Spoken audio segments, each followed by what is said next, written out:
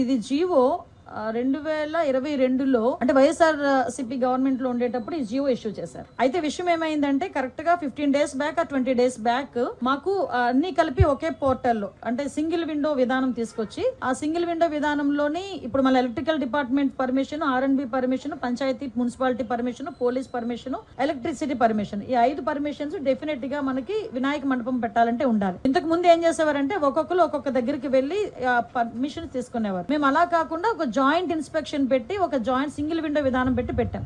అయితే ఆ రోజు ఏం చేశారంటే ఇదే జీవోని నాకు డిపార్ట్మెంట్ వాళ్ళు తీసుకొచ్చి ఇచ్చారు.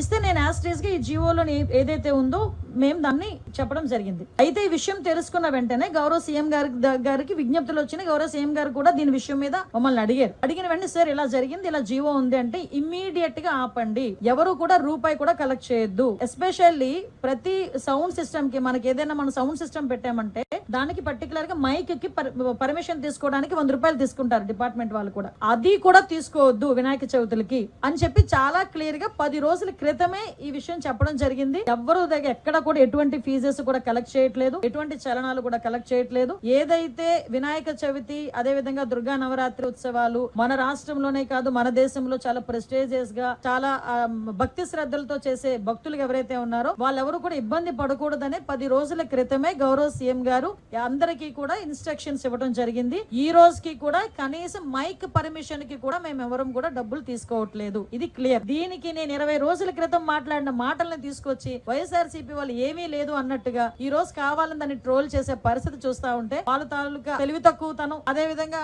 వాళ్ళు బురద జల్లే కార్యక్రమాల్లో వాళ్ళకి టైము సిచ్యువేషన్ అలాంటివి ఏం అవసరం లేదన్న సంగతి కూడా చాలా క్లియర్ గా అర్థమవుతుంది. ఇది క్లియర్ గా ప్రజలందరికీ కూడా అర్థం కావాలి కాబట్టి చెప్తున్నా. ఇది ఆల్రెడీ 2022లో ఇచ్చిన జీవో. ఆ రోజు ఆ జీవోని కూడా పక్కన పెట్టి ఎట్టి పరిస్థితుల్లో ఎవరికి కూడా అది కలెక్ట్ చేయొద్దు అని చెప్పారు. ఎవరు కూడా అక్కడ కలెక్ట్ చేయట్లేదు. ప్రతి ఒక్క చోట కూడా వినాయక ఉత్సవాలు అంగరంగ వైభవంగా జరుగుతున్నాయి. ప్రజలు ఎవరు కూడా ఇబ్బంది పడట్లేదు.